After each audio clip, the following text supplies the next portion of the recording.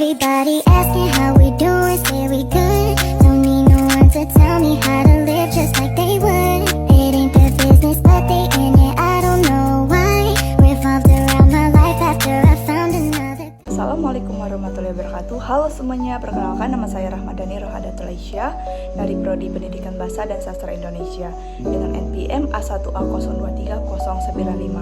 Baiklah, tujuan saya membuat video ini adalah untuk memenuhi tugas mata kuliah pengelolaan pendidikan dengan dosen pengampu Bapak Dr. Muhammad Kristiawan MPD dari kelas 2C.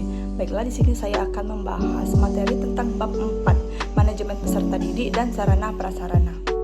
Apa sih manajemen peserta didik itu?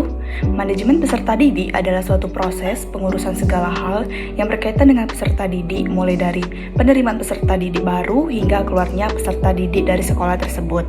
Secara etimologi, manajemen berasal dari bahasa Inggris manajemen yang berarti pengaturan, penataan, pengurusan. Sedangkan peserta didik adalah anak didik atau siswa yang mengikuti proses pendidikan di sekolah. Jadi, manajemen peserta didik dapat diartikan sebagai pengaturan, penataan, dan pengurusan segala hal yang berkaitan dengan peserta didik di sekolah. Selanjutnya, fungsi manajemen peserta didik. Apa sih fungsinya? Fungsi manajemen peserta didik sangatlah penting untuk membantu peserta didik dalam mencapai tujuan pendidikannya. Manajemen peserta didik yang baik akan membantu peserta didik dalam mengembangkan potensi diri mereka, menunjang kelancaran proses belajar mengajar, mengatur berbagai kegiatan dalam bidang kesiswaan, memelihara dan menjaga kondisi peserta didik, dan melindungi peserta didik dari berbagai bahaya. Selanjutnya, manajemen sarana dan prasarana. Apa sih manajemen sarana dan prasarana itu? Manajemen sarana dan prasarana atau disebut dengan SARPRAS adalah suatu proses yang sistematis dan terencana untuk merencanakan pengadaan, pemeliharaan, pemanfaatan, pengendalian, dan penilaian SARPRAS untuk menunjang penyelenggaraan pendidikan yang efektif dan efisien dalam mencapai tujuan pendidikan.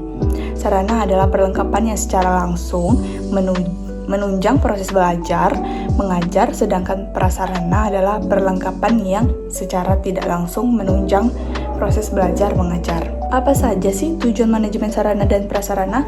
Ada 5 tujuan sarana prasarana, yaitu yang pertama, menyediakan SARPRAS yang berkualitas dan memadai. Yang kedua, meningkatkan mutu pendidikan. Yang ketiga, meningkatkan efisien penggunaan SARPRAS. Yang keempat, mewujudkan lingkungan belajar yang nyaman dan aman. Dan yang terakhir, yang kelima, mendukung penyelenggaraan kegiatan pendidikan. Berikutnya, prinsip-prinsip manajemen sarana prasarana. Manajemen SARPRAS yang efektif dan efisien harus berlandaskan beberapa prinsip fundamental, yaitu yang pertama, efisiensi. Ada 2, yaitu menggunakan sumber daya yang optimal dan penerapan teknologi tepat guna. Yang kedua, efektivitas. Ada 2, yang pertama, pencapaian tujuan yang jelas dan terukur, penyesuaian SARPRAS dan kebutuhan pendidikan. Yang ketiga, akuntabilitas. Ada 3, yaitu yang pertama, tanggung jawab pengelola SARPRAS, pelaporan dan monitoring, dan yang ketiga, penegakan aturan dan sanksi.